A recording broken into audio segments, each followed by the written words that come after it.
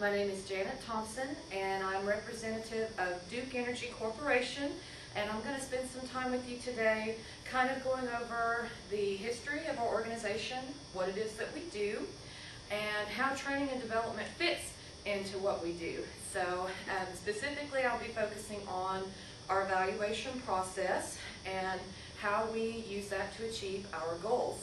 So I'll go ahead and get started from here. I did want to go over a little bit of our history. Duke Energy provides electrical services for over 7 million customers. We serve Kentucky and Ohio and all of the southern states. We're recently branched out into Latin America and Australia. So we are now an international organization, so that's very exciting for us. We've been in business for over 150 years. Our headquarters are in Charlotte, North Carolina. We have over $100 billion in assets, and we was voted one of 100 best corporate citizens by Corporate Responsibility magazines.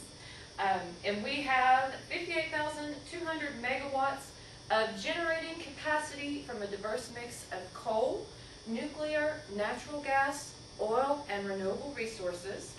And our service territory covers approximately 104,000 miles. So we are a very large organization. We're always looking for expansion. So we'd like to spend a moment reviewing our mission statement because this is very important in what we do. At Duke Energy, we make people's lives better by providing gas and electric services in a sustainable way that's affordable, reliable, and clean. This requires us to constantly look for ways to grow and to reduce our impact on the environment. So this is a relatively new direction for us.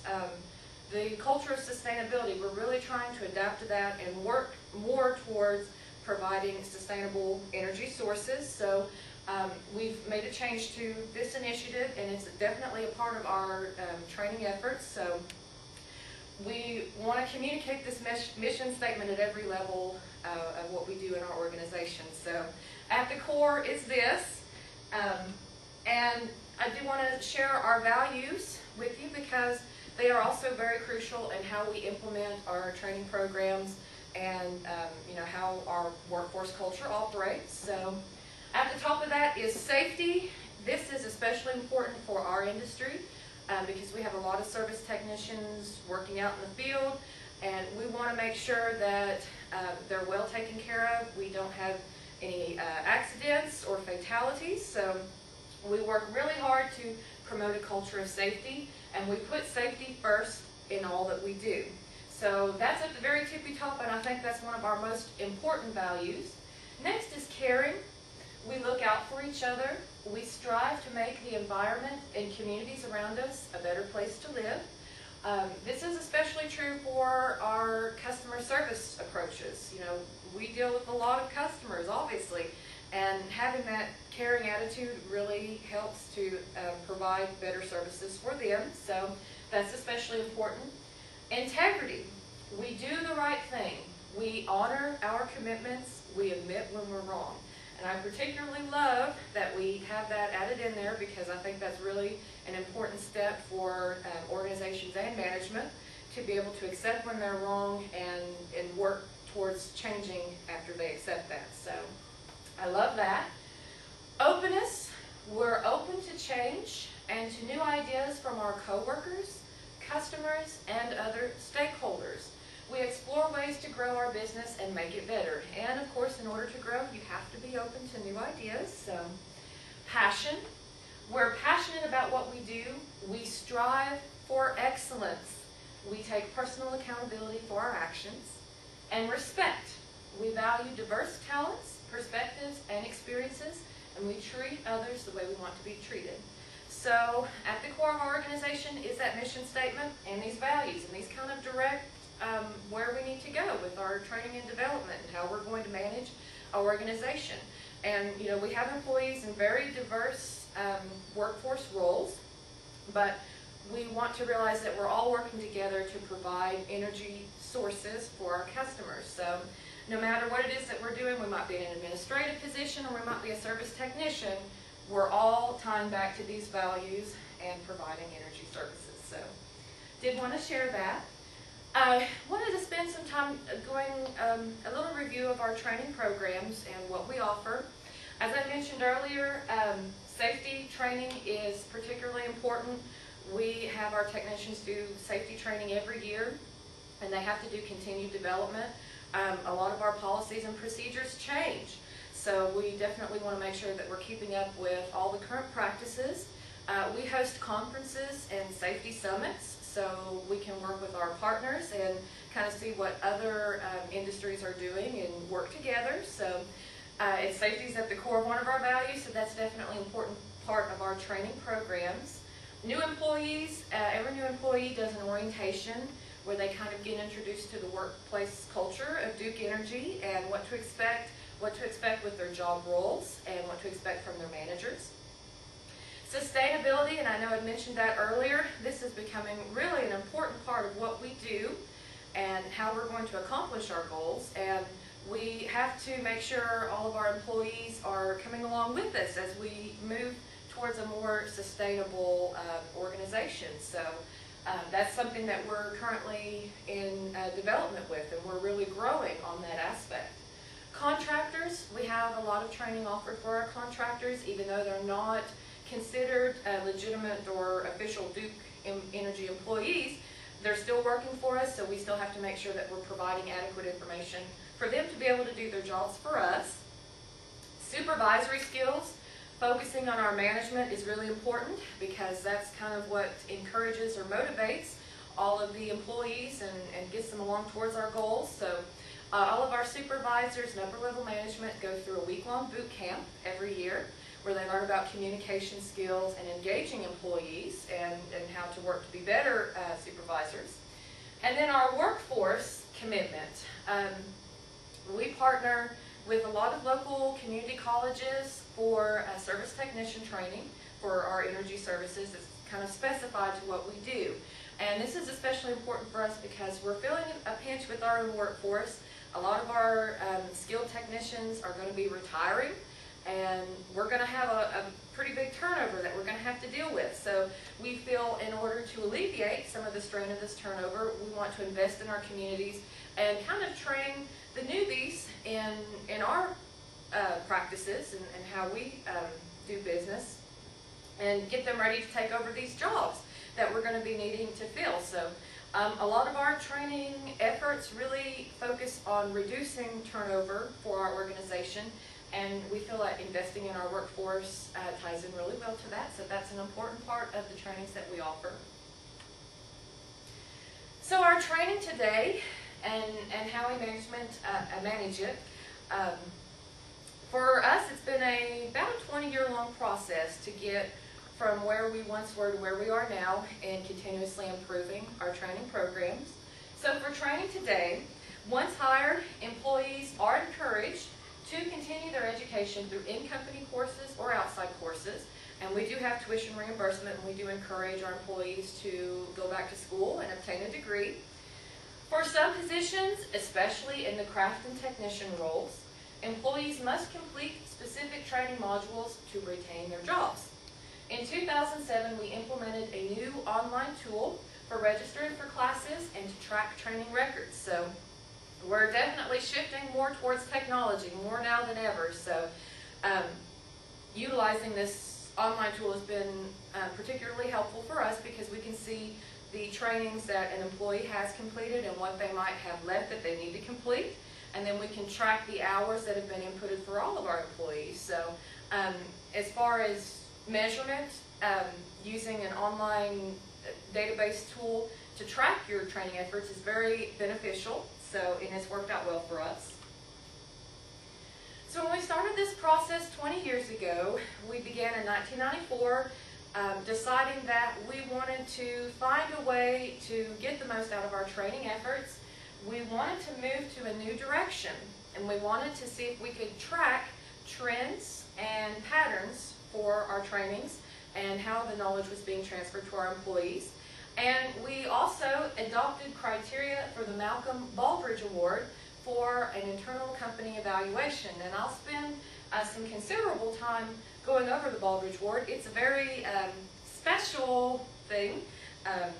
and it has a lot of interesting aspects to it, and it fits well for almost any organization, so it worked out well for us, and I will be spending some time going over that. So, when we first started our evaluation journey, we looked back to the Kirkpatrick model, and this is pretty much the standard for your evaluation efforts for your training programs. So we thought it was a pretty true method to follow, and so we adopted that into our organization. And the Kirkpatrick model has 4 levels, and I don't know if you can see my little pyramid there, but it kind of builds off of each one. And at your very first level, you have the reaction evaluation. And that's what we really wanted to spend our time focusing on. And we felt like, well, you need to start at level 1 before you can get to level 4. So we wanted to do an overhaul of how we were evaluating our employees' reactions to their education. So that's at the first level. At the second level for the Kirkpatrick model is learning, specifically how you can measure learning outcomes. A lot of times we do this through examinations and having a minimum score that an employee has to meet on that examination in order to be to succeed in the training. So number 3 in the model is behavior, monitoring employees' behaviors, how they may have changed over time since your training investment. This takes a little bit more considerable time for our Human Resources Department and Management to monitor. It usually requires interviews with staff and observation, and a little bit lengthier. And then lastly is results, or how your training investment has worked for your organization and a return on investment.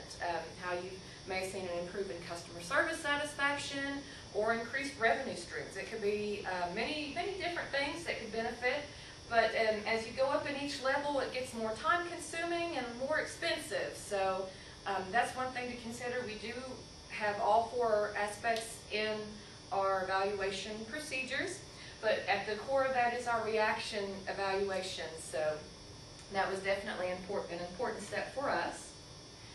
So some guidelines for evaluating reactions. We went with Kirkpatrick's text for this, and had some good tips for how you can get started. And the first thing you have to know is what you want to find out, or determine what you want to find out about the course, the content, the instructors, the facilities. You kind of have to make a list of everything that you would like to know the employees reacted to or felt about. And then you have to take that information and design it in a form that can quantify the results. So they have to apply a numerical rating that you can track and measure. And then you can hold yourself accountable for a specific level of what you need to achieve or where you need to be at. And I'll kind of go a little bit more into that as we go on. But you do have to have a form that can quantify those results and give you a nice statistical number. Encourage written comments and suggestions. While these are not particularly easy to measure, they are really important. You want to have that option available, because a lot of times people will provide feedback that you never even thought of, and you know, it might really change the direction of your training and where you want to go, or you might have to reconsider some things about the training. So that's where you get a lot of the honesty, but it's not as quantifiable.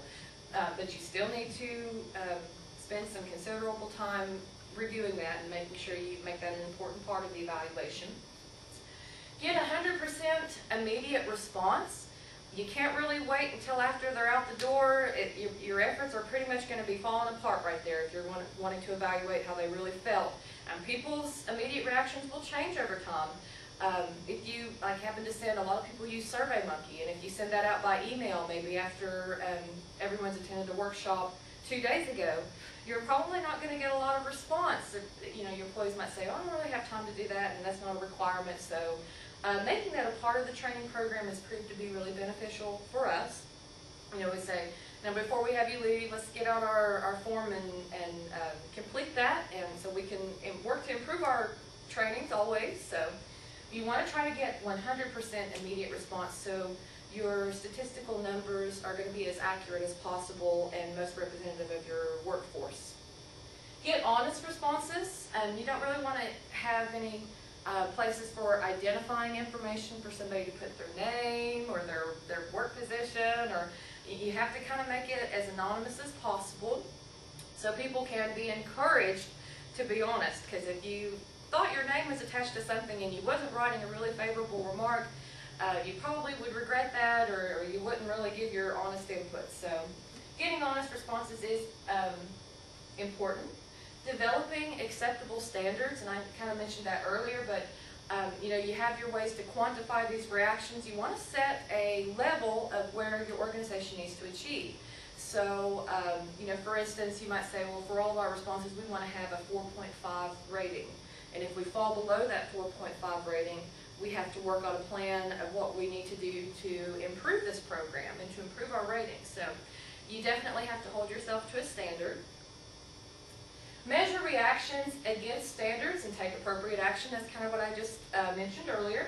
And communicate reactions as appropriate. So for us, at the end of each training, we have a report after every training that is generated when the evaluations are input, and it goes to management so they can kind of review the employees' feedback, and we can move and make changes from there. So these are some guidelines for conducting your evaluation that we utilize.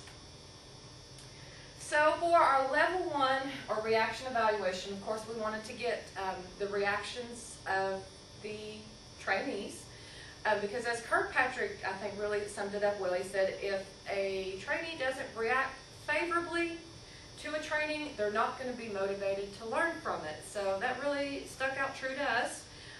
You know, if a person goes to a training and they just don't really want to be there, or if it's boring, they're going to shut out, and you'll have lost them for the rest of your time, and your effort was pretty much wasted. So they have to enjoy themselves when they're participating in your training program. So we wanted to see how these reactions or feelings of their training programs tied in with their job duties and how it transferred to their job.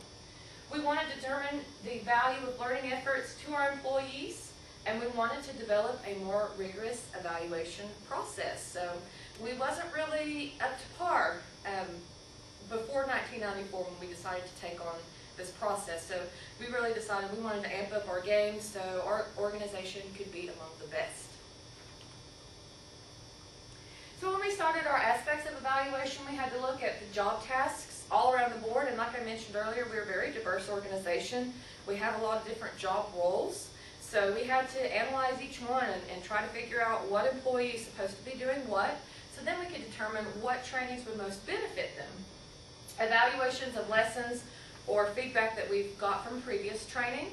We took whatever information that we could gather to kind of analyze that and see what was going on in the past. Competency, or what is the appropriate level that our workforce needs to be operating at, and what we need to do to ensure that they are competent in doing their jobs. And we wanted something that would be spread to all aspects of training, because like I mentioned, we have a lot of diverse programs. And so we wanted an evaluation process that could be used for each one, that we wouldn't have to spend time changing anything, because that takes up a lot of time, and sometimes time is really hard to come by when you're in your job. So that was some of the things that we considered. And your level 1 reaction is going to be subjective and open to many interpretations based on your course, content, instructor, relevancy to job training, and these are just a few of the many dimensions that it could be open for. You know, and trainee might particularly enjoy the material and the facilities of the class, but they might not have liked the instructor, and so that might be a particular area that you need to address. The course content, they might say the instructor was really great, but the materials were just really out of date and unnecessary and unuseful. You'll have to take a look at that and determine how you're going to improve upon that. So there's a lot of different areas that could be open to different interpretations, so you have to keep that in mind. We set 3 objectives for ourselves when we were going to start this process. Our first objective was our questions would measure course, content, instructor, and relevancy to the job. Our form and delivery of evaluation must communicate the link between quality, process improvement, and action. And our action plans should be initiated to address identified weaknesses without regard to owner, political correctness, or bias. And that's especially important, being able to kind of have a blind eye to everything that might be going on in the outside influences and work just to take care of the problems in your organization. Then we're moving on to the Malcolm Baldrige Award, and we adopted its 7 criteria for organizational success into our own evaluation journey, and that helped us get to where we are today. The Malcolm Baldrige National Quality Award recognizes U.S. organizations in business, healthcare, education, and nonprofit sectors for performance excellence. The Baldrige Award is the only formal recognition of the performance excellence of both public and private U.S. organizations by the President of the United States. So as you can see, it's very prestigious, and it really inspires a lot of camaraderie between all of these different organizations to kind of share how the Baldrige process has worked to improve their organization and kind of set a benchmark for others to kind of inspire them and motivate them to get to the next level. So it's a very special process. And the benefits of the Baldrige Award, or why we decided to align ourselves with it, is it's accepted standard for business, and we could compare our performance with other organizations. So it's well established and successful, and compliance with the Baldrige Award naturally results in success. And for most of the organizations that have won this award, when they've adopted this criteria, they've seen a major increase in their customer service ratings and a major increase in their revenue. So this has some major benefits when you adopt this. It's pretty much overhauling your quality improvement system. So there's a lot to think about. And a lot of organizations adopt this criteria whether or not they're even applying for the award. So, you don't have to necessarily be trying to be competitive. You can adopt this just to improve yourself or your own organization. So the award aspect doesn't have to be focused on so much. But we'll get to the criteria for the Baldrige Award and what they want organizations to focus on to meet maximum efficiency and success. At the top of that is leadership. This is really important. This looks at what management is doing to communicate or ensure two-way communication with their employees, how they are communicating your organization's mission statements and goals, and how, and this has been recently kind of added, how they're using social media and technology to tie into that. So I know for our organization, we have blogs for both our customers and our employees that we kind of, our upper level management will maybe write some interpersonal reflections or some different things that are going on. And when it comes from them, I think it makes a better impact. And we have a newsletter that comes out every month, and we try to make our management as open to our employees as possible, because they're the ones that are guiding all the people that's doing all the work for us, that allows us to operate the way we do. So that is especially important as your leadership. Next is strategic planning. And this is asking the organization to look at what they're going to accomplish and how. And this is, you could spend a lot of time on this. For us, we do a plan every year. And for an example, I can share with you, we've committed by 2020 to use only electric cars for our organization. So that's a pretty major commitment, and that's really moving into the new wave of the future. So for us to get ready for that, we have to set goals and a timetable of what we're going to do to accomplish this goal by that timetable, because 2020 is really not that far away, and this is going to be a major overhaul for our organization. So, and that's part of one of our strategic goals that we'd like to accomplish. Customer focus.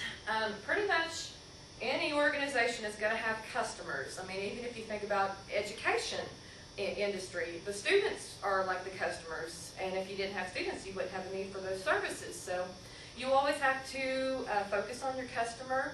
The Baldrige criteria asks how you're getting feedback from your customers and how you're working to improve your services for your customers.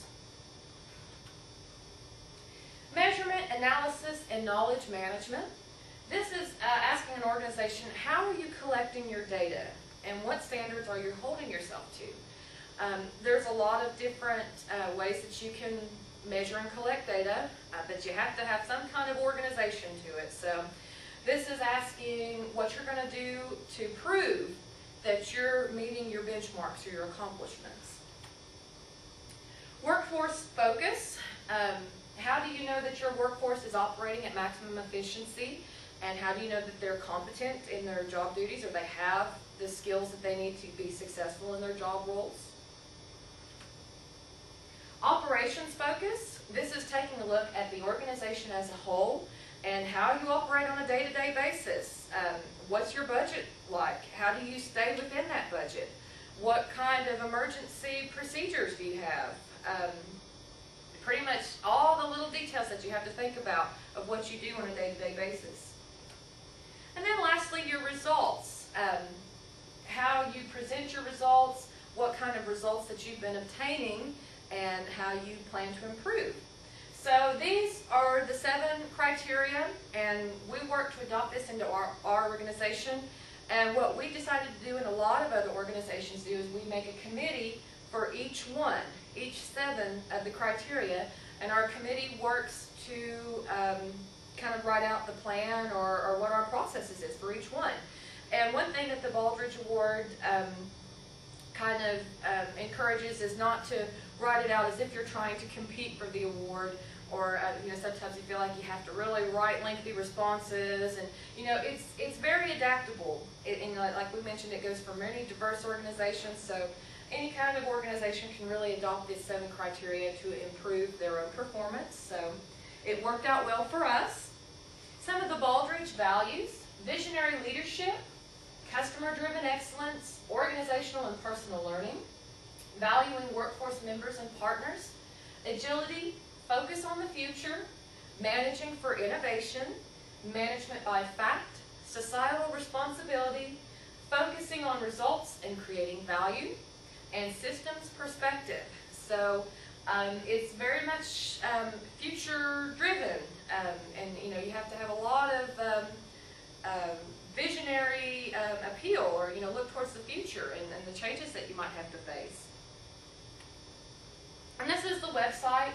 I would encourage you all to get on there and check out this website, because they have a lot of great case studies of organizations that have won their awards. I think there's been 5 organizations that have won twice, and the first one that comes to my mind is the Ritz-Carlton. They've actually won this award twice for providing excellent service and striving for excellence in their organization. So you can visit this website to learn more about the criteria and read more about organizations who have been a part of this. So as we moved on with our evaluation process, some of our responsibilities, we had to have post-measurement activities measured in subsequent teams. So we do have a training committee in our Human Resources Department, and this committee is consisting of people from all aspects of our workforce, and they kind of set the benchmarks of what kind of programs, educational programs we're going to provide and when. And as I mentioned earlier, at the end of each training, we have a report that goes out to management so they can assess the feedback, and then our Human Resources Department assesses that feedback, and we make appropriate changes. So you kind of have to hold yourself accountable. Making out a written plan with a timetable is a good way to do that. Proposed measures for management when evaluating or analyzing evaluation results. Guidelines for data collection, cycle times, reports, and analysis schedules. We do every 6 months an overall report from our department that kind of reviews all of our training processes, or what we've been doing to provide training for our workforce and how that's been going. And then we have a yearly report, and at the end of each year it's our annual report, so that goes out to all of our stakeholders. So we really want to look like we're doing our job, so these reports kind of hold us accountable for that. And this is a quick snapshot of the evaluation sheet. Hopefully this will be included with all of the materials when this is uploaded online. As you can see, we've asked questions about our course and our content. We've left room for comments. And when we were designing this form, we tried to individualize this as much as possible. So when we asked a question such as, the course met its outlined objectives. We would change that to say, I felt the course met its outlined objectives. So it's more individualized, and hopefully it has the participant think, what did I think about that? So that's our evaluation sheet that we currently use. And we use a 5-point Likert scale. 5 is strongly agree, and 1 is strongly disagree, and 3 is right in the middle at neutral. So we hold ourselves to a 4.5 standard on each criteria. So so far we've been doing really good at meeting that, but that's our acceptable standard, and that's how we do our measurement. For inputting these evaluations, we decided to use a scanner to input paper evaluations so that we could reduce the error of that. You know, sometimes happens when an individual is inputting this information. That's always a possibility if somebody's inputting this mechanically or in person. And it might prevent any bias because, you know, an individual might be putting this in and say, oh, I know such and such trainer, and I don't like the comment that was on this form, so I'm just going to leave that one out. We definitely wanted to prevent that and get as honest feedback as possible, so that's why we decided to go with the scanner. Most of our evaluations are done online, but we still do some paper evaluations. Most of our trainings involve a computer, so our test period, like I mentioned, we started this around 1994. We did a test period in 1996, and we processed 200 evaluations for that month. And at the end of the year, we processed 12,000, and this was spread out to all of our corporate programs. So we got a really good response. In today's time, I would estimate we do about 50,000 evaluation sheets just for our American headquarters. That's not counting our international training efforts, which we do evaluate those as well. So, for our data analysis, when we're looking at the feedback that we get, we want to determine areas of continuous improvement, measure the success of programs and program participants, and ensure that corporate investments in training are providing an appropriate return on investment. So, and I do have a little scenario I was going to share with you about our safety training, and this was about 5 years ago. We got feedback that said 45% of our participants reported the materials as being very difficult to follow. So we definitely had to take this into consideration and work towards what we would need to do to improve these materials. So we decided to work with outside contractors to come in and add a little bit more creativity to what we were doing and consider more learning styles. You know, we did kind of realize the video materials we were using had case scenarios that were kind of cheesy, and you know, when somebody is watching that, they might not take it as seriously. Safety is definitely something we want to take seriously. So we had developers come in and kind of overhaul our materials and help us create more realistic case scenarios. So we went more to a technology-based program. So for our continued development, as we're looking towards the future, we want to train all of our managers on the enhanced process and our philosophy of a high-performance culture and employee engagement. We want to provide effective coaching and feedback to all employees, develop clear goals that are aligned with our company goals to help employees understand how they impact company results, link merit and incentive opportunities to drive individual accountability, and provide more effective online tools to help managers set goals and track performance. So this website I've shared here is online and open for anybody to kind of just take a look and see how some of our safety trainings are like. This is just a little brief overview, but it's pretty interesting nonetheless. So I would encourage you to check out dukesafety.com. And that's the end for me for now. I've got my email listed here. If you have any questions, feel free to contact me. I hope you was able to learn a lot from this organization and it was interesting for you. And I thank you so much for spending some time with me.